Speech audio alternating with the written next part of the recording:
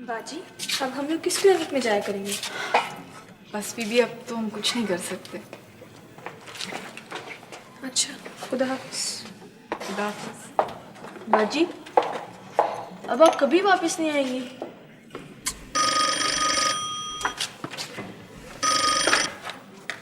फलाई मरकज जंजालपुरा।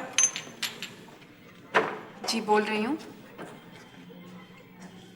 फैसला हो गया? वाकई? आपको भी मुबारक हो जी। जी शुक्रिया। खुदा हाफिज। हमारा क्लिनिक बच गया।